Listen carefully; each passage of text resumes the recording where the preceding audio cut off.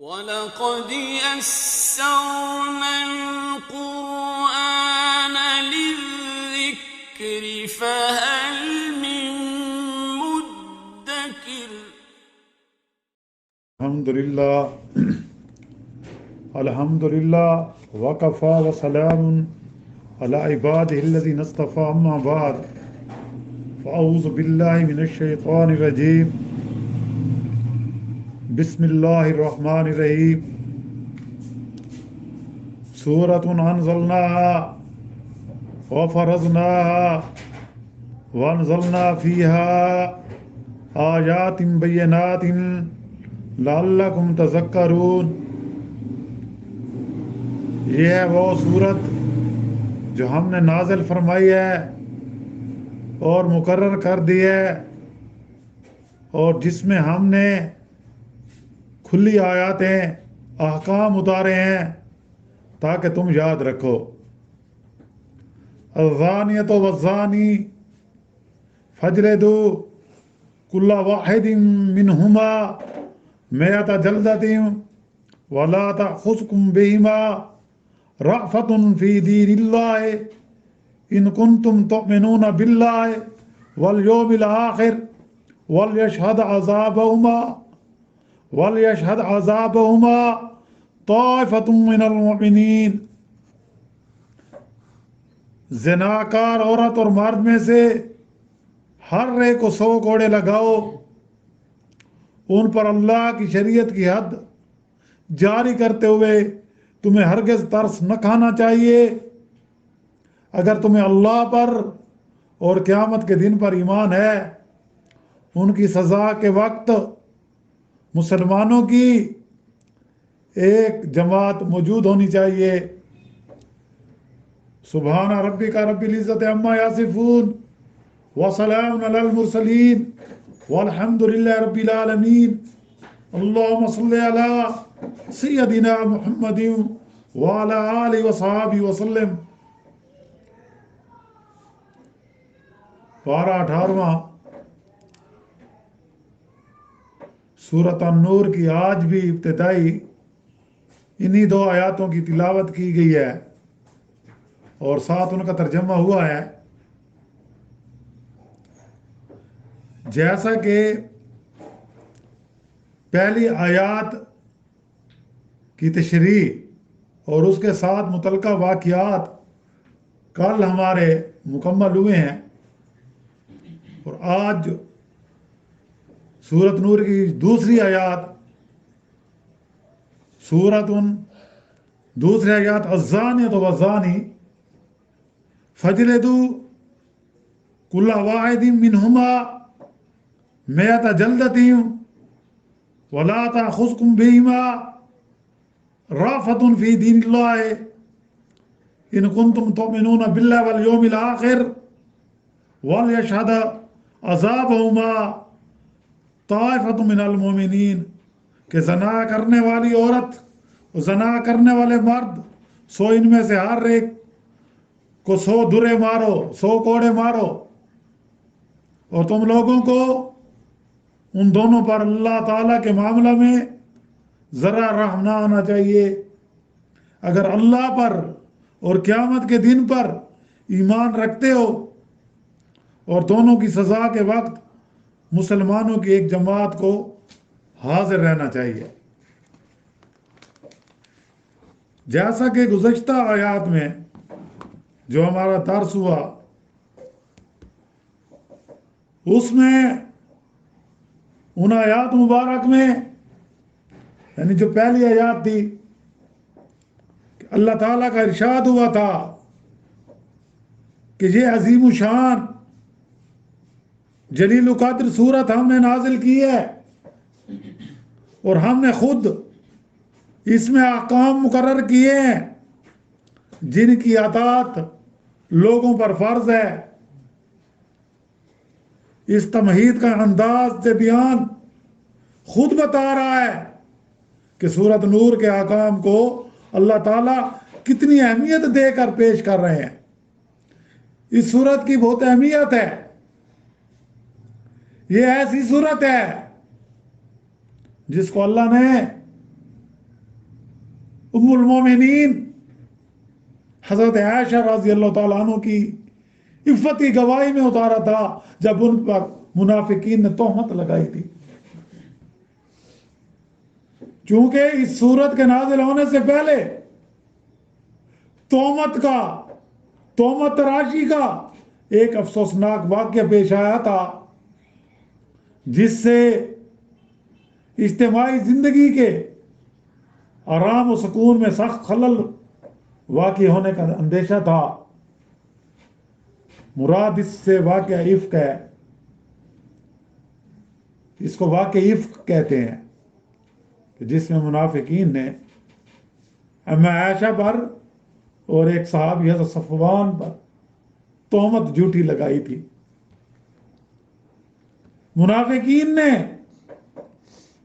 محض اسلام دشمنی میں ام المومنین حضرت عائشہ صدیقہ طاہرہ رضی اللہ عنہا پر تہمت لگا کر غلط اور بے بنیاد بدگمانی پھیلانا شروع کر رکھی تھی،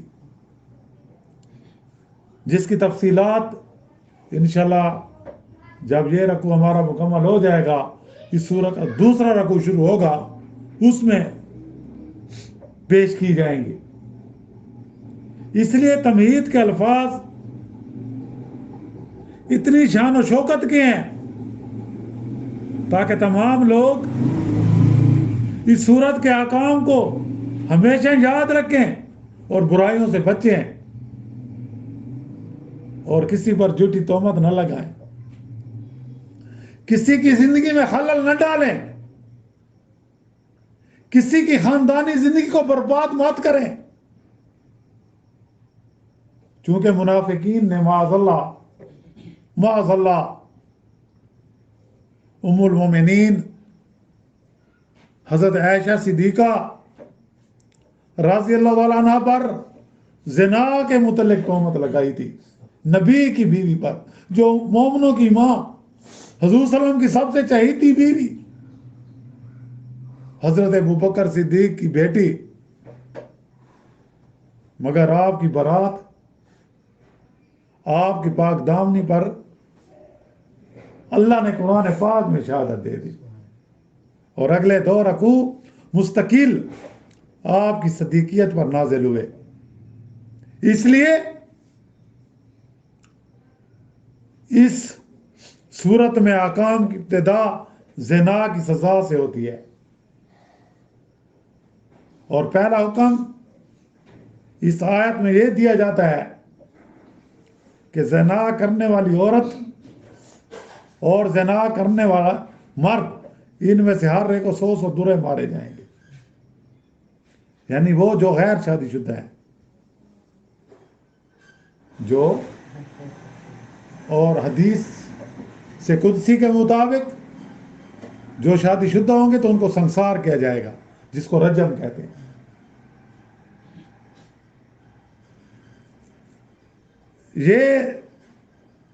یہاں یہ سمجھ لیں کہ شریعت اسلامیہ میں یہ 100 درے کی سزا اس زانی اور زانیہ کی ہے جو آزاد، عاقل اور بالغ ہو، نکاح کیے ہوئے نہ ہو، یا نکاح اگر کر چکا ہے تو ہم بستری اس نے ابھی نہ کی ہو.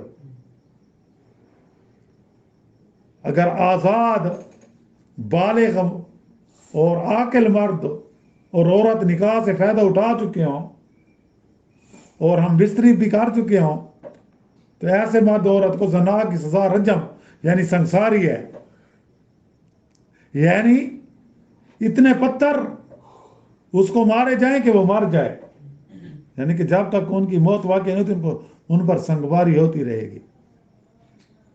یہ سزا رجم کی نبی کریم صلی اللہ علیہ وسلم نے خود اپنی حیات مبارکہ میں جاری فرمائی،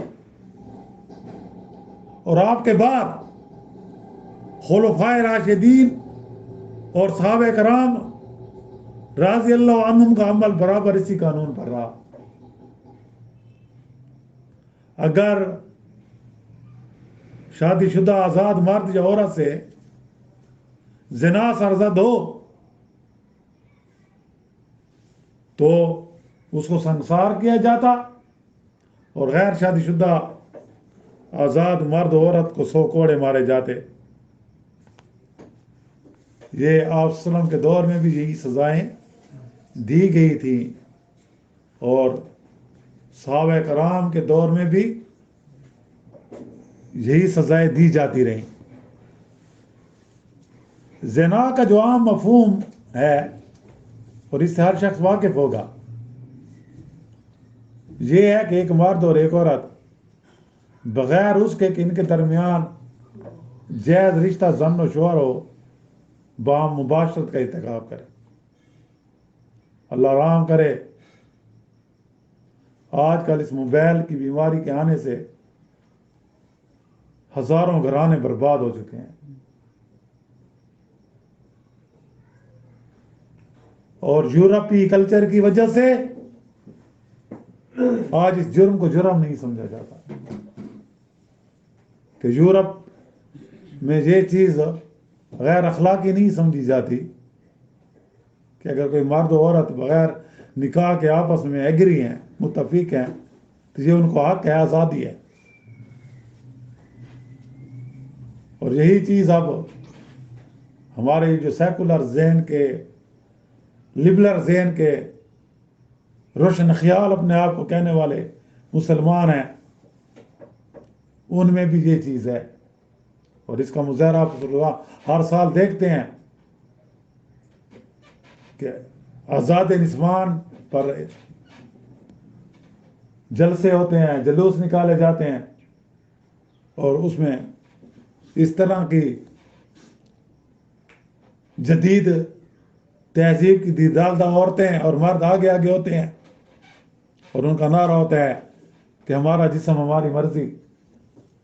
یہ اللہ کے عذاب کو دعوت دینا ہے، دینے کے مترادف ہے، اور اس لیے آج ہم دیکھ رہے ہیں کہ دنیا میں سکون نہیں ہے۔ اس لیے ایسے چیز کو اسلام نے جرم کہا ہے، اور اس کے لیے یہی سزا رکھی گئی۔ اس فعل بات کی شامت سے دنیا میں بھی انسانوں پر بہت سی بلائیں نازل ہوتی ہیں، جیسے دشمن کا غلبہ، رزق کی تنگی، عزت کی بربادی، عمر میں بے برکتی، ملک و دولت کی بربادی، سینکڑوں بیماریوں کا آنا، اور روح پر بھی ایسی تاریکی پیدا ہوتی ہے، روح مردہ ہو جاتا ہے، جو مرنے کے بعد اندھیری اور عذاب آتش بن کر سامنے آتی ہے۔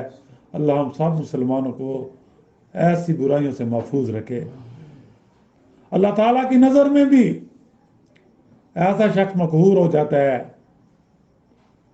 وہ اللہ کے غضب کا مستحق ٹھہر جاتا ہے، اور نیک لوگ بھی اس سے نفرت کرنے لگتے ہیں۔ زنا سے فقط دونوں زناکار یعنی مرد و عورت ہی اپنی شخصیت، وقار، عزت اور تہذیب کو برباد نہیں کرتے، بلکہ اگر یہ سلسلہ قائم رہے تو خاندانوں کے خاندان، قوموں کی قومیں، قبیلوں کے قبیلے مختلف مصائب کا شکار ہو جاتے ہیں۔ یہی وجہ ہے کہ اسلام نے جتنی سخت سزا زنا کی مقرر کی ہے، کسی دوسرے اخلاقی یا مالی جرم کی ایسی سنگین تعزیر مقرر نہیں کی۔ آج بھی جن ملکوں میں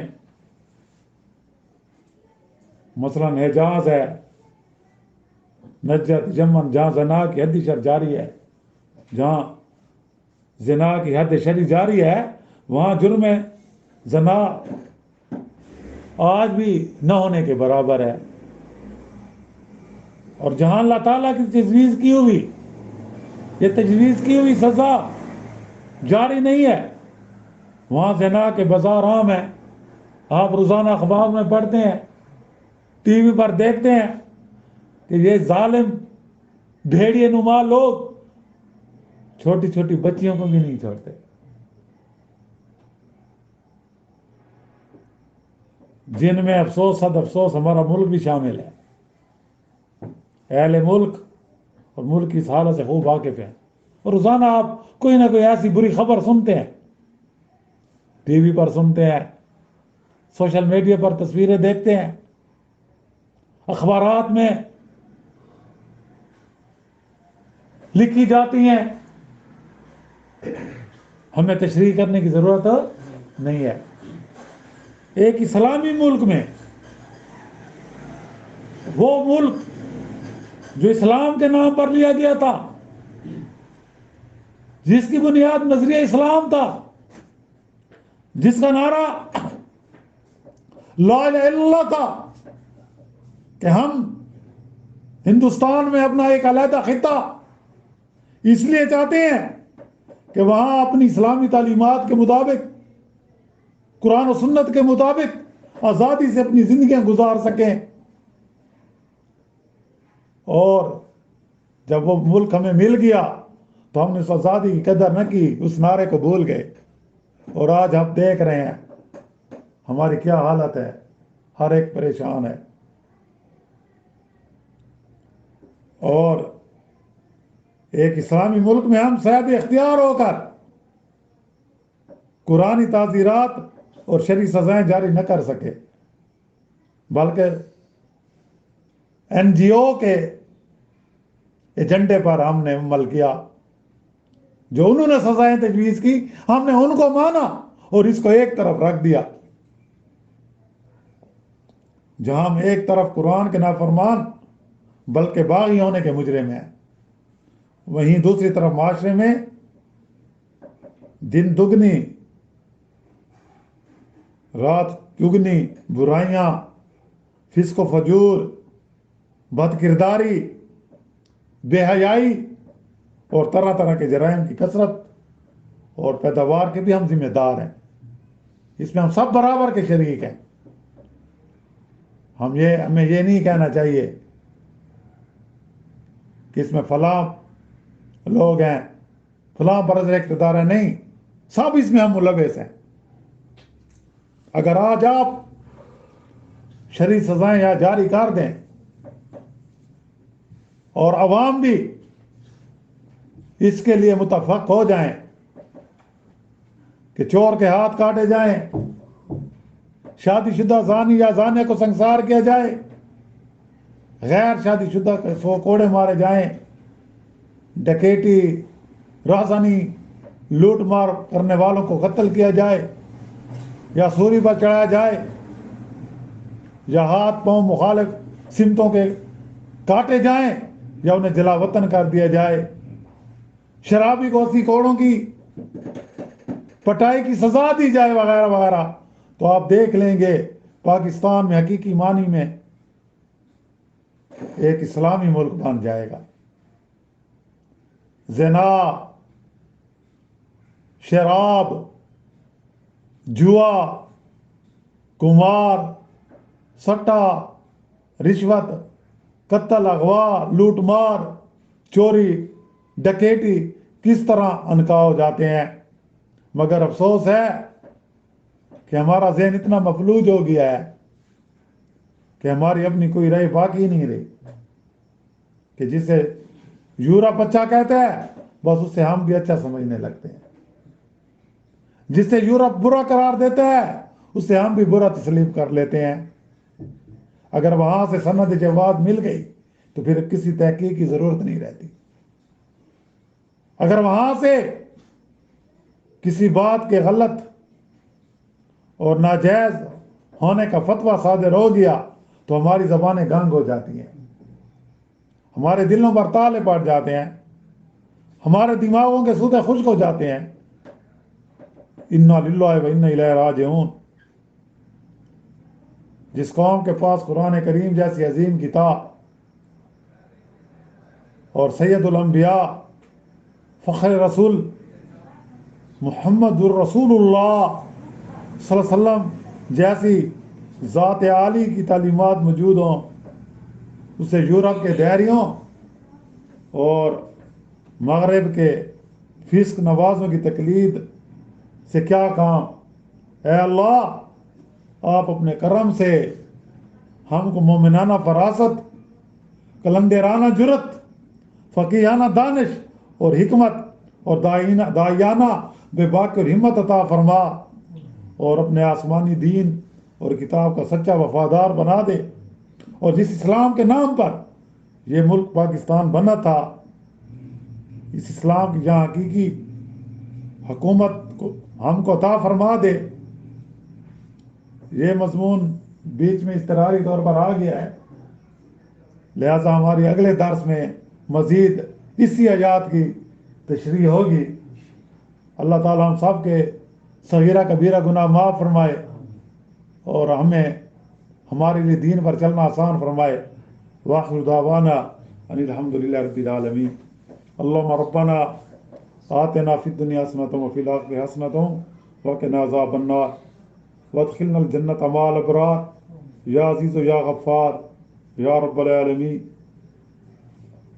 اللہم استعملنا بسنت نبیک وتوفنا علی ملتہ وعذنا من مضلات النفس۔ یا اللہ، تو جب تک ہمیں زندہ رکھ، ہمیں نیک اعمال کرنے کی توفیق عطا فرما، اور ان نیک اعمال کو اپنی بارگاہ میں شرف قبولیت عطا فرما، اور ان نیک اعمال کا ثواب حضرت آدم علیہ السلام سے لے کر قیامت تک جتنے بھی مسلمان جن و انس ہوں، مرد عورتیں، سب کو عطا فرما۔ ربنا تقبل منا انک انت السمیع العلیم وتب علینا انک انت التواب الرحیم۔ صلی اللہ تعالی علی خیر خلق محمد وآلہ وصحبہ اجمعین برحمتک یا